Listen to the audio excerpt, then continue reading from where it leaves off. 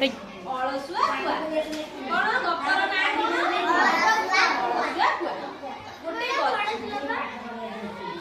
ଗୋଟେ ଗଛରେ ଗୋଟେ କୁଆଟି ରହୁଥିଲା। ଗଛରେ କିଏ ରହୁଥିଲା? ସେ ଗଛ କୋରଡ଼ରେ ଗୋଟେ ଛୋଟ ଗୁଣ୍ଡୁଚି ମୂଷା ବି ରହୁଥିଲା। ଗଛ କୋରଡ଼ରେ ଗୋଟେ ଗୁଣ୍ଡୁଚି ମୂଷା ରହୁଥିଲା। ଗୋଟେ ଗଛରେ ଗୋଟେ କୁଆ ରହୁଥିଲା ଆଉ ଗଛର କୋରଡ଼ରେ ଗୋଟେ ଗୁଣ୍ଡୁଚି ମୂଷା ରହୁଥିଲା।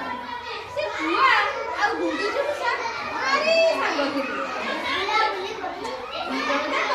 ଖେଳା ବୁଲା କରୁଥିଲେ। ଦିନେ କୁଆ ଆଉ ଗୁଣ୍ଡୁଚି ମୂଷା ଚାଷ କରିବା ପାଇଁ ବାହାରିଲେ। ଚାଷ କରିବା। ଗୁଣ୍ଡୁଚି ମୂଷା ବର୍ଷା ଦିନ ହେବା ଆଗରୁ କୁଆ ପାଖକୁ ଗଲା। ଯାଇକି କୁଆକୁ କହିଲା, ବର୍ଷା ଦିନ ଆସିଲାଣି, ଚାଲ ଆମେ ଜମି ଚାଷ କରିବା। କୁଆ ଫସଲ କରିବ ବୋଲି କହିଲା। ହେଲା, ହେଲେ ସେ ଭାରି ଅଳସୁଆ। କିଏ? କୁଆ। କୁଆ ଭାରି ଅଳସୁଆ ଥିଲା। ସେ କହିଲା,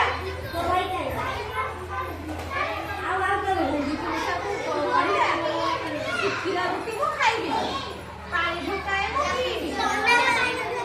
ଶୁଖିଲା ରୁଟି ମୁଁ ଖାଇବି, ଥଣ୍ଡା ପାଣି ଢୋକା ପିଇବି, ସବୁଜ ଡାଳରେ ଶୋଇବି, ଖୁସି କରି ଆସିବି।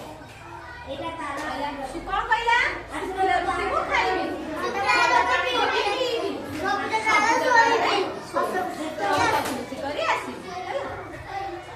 ଏତିକି କହି, ଏତିକି ଯେମିତି କୁଆ କହିଛି, ମୂଷା ଏକଥା ଶୁଣି ତା ମନ ଭାରି ଦୁଃଖ ହେଲା।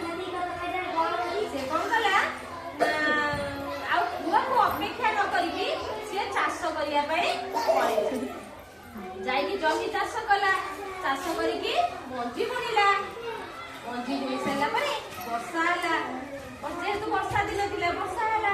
ବର୍ଷା ଯେମିତି ହେଇଛି, ସେ ପାଣି ପାଇକି ସେ ଯୋଉ ମଞ୍ଜିରୁ ସବୁ ଗଜା ବାହାରିଲା। କଣ ବାହାରିଲା?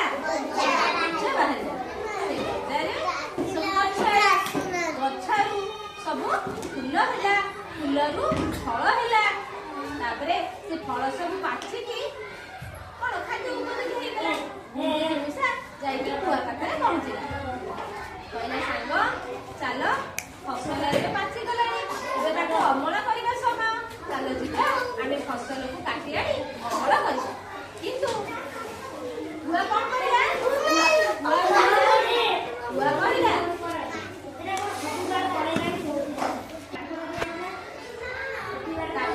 ଗୁଣ୍ଡୁଚି ମୂଷା କୁଆ ପାଖକୁ ଗଲା। କୁଆକୁ ଯାଇ କହିଲା, ସାଙ୍ଗ ଏବେ ଫସଲ ପାଚିଗଲାଣି, ଚାଲ ଏବେ ଅମଳ କରିବା ସମୟ। ଦୁଇ ଜଣ ମିଶି ତା ଫସଲ ଅମଳ କରିବା। କିନ୍ତୁ କୁଆ କହିଲା, ଯେହେତୁ ସେ ଭାରି ଅଳସୁଆ, କୁଆ କହିଲା, ହେଲା ମୁଁ ଶୁଖିଲା ରୁଟି ଖଣ୍ଡେ ଖାଇବି, ଥଣ୍ଡା ପାଣି ପିଇବି, ସବୁଜ ଘାସରେ ଶୋଇବି, ହସ ଖୁସି କରି ଆସିବି। ଏତିକି କହିଲା। ତାପରେ ଗୁଣ୍ଡୁଚି ମୂଷା ସବୁ ଖାଇଲା।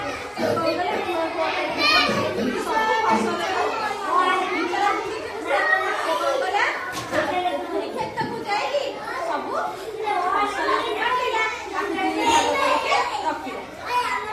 ଗୋଟେ ଭାଗକୁ ତା ଘରକୁ ସେ ବୋହିକି ନେଲା, ଆଉ ଗୋଟେ ଭାଗ କୁଆ ପାଇଁ ଛାଡ଼ିଦେଲା।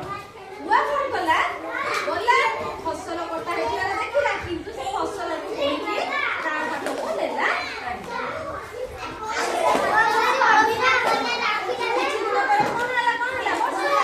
ବର୍ଷା ହବା ଯୋଗୁ ଫସଲ ସବୁ ବୋହିକି ନଷ୍ଟ ହେଇଗଲା। ଆଉ କୁଆ କଣ ଖାଇବାକୁ ପାଇଲାନି।